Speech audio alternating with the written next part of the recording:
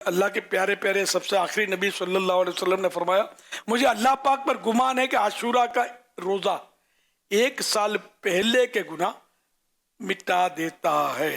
جو عاشورے کا ایک روزہ رکھنا چاہے تو اسے چاہیے کہ وہ 9 محرم یا 11 محرم کا روزہ بھی رکھ لے، جیسے کہ اللہ کے پیارے نبی صلی اللہ علیہ وسلم نے ارشاد فرمایا، عاشورہ کے دن کا روزہ رکھو اور اس میں یہودیوں کی اس طرح مخالفت کرو، یعنی ان کے انداز سے بچو کہ اس سے پہلے یا بعد میں بھی ایک دن کا روزہ رکھو، کہ ان کا انداز یہ ہے کہ وہ صرف عاشورے کا رکھتے تھے۔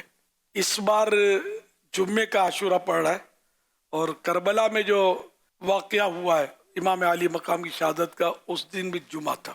حضرت سیدنا انس رضی اللہ عنہ سے مروی ہے، سرکار نامدار صلی اللہ علیہ وسلم نے ارشاد فرمایا، جس نے ماہ حرام میں 3 دن جمعرات، جمعہ اور ہفتہ یعنی سنیچر سیٹرڈے کے روزے رکھے، اس کے لیے 2 سال کی عبادت کا ثواب لکھا جائے گا۔ اب یہ کہ جمعرات 9 تاریخ کا رکھ لیا جائے، جمعے کا رکھ لیا جائے، عاشورہ کا، یہ 2 تو ایک بھاری تعداد ہمارے یہاں رکھتی ہے۔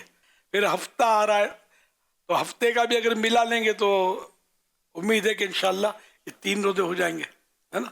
تو یہ 3 روزوں کا پھر یہ کہ الگ سے ثواب۔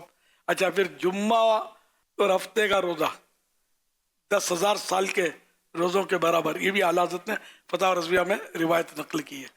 تو یہ تو بڑے مطلب ہمارے لیے انمول، ہر لمحہ زندگی کا انمول ہے، یہ تو بڑا گولڈن چانس مل رہا ہے۔ اب اس میں بھی روزے نہیں رکھیں گے آپ، میرے مدنی بیٹے بھی رکھیں، میری مدنی بیٹیاں بھی رکھیں، کوئی بھی بے روزہ نہ رہے، جن کو مجبوری ہو الگ بات ہے۔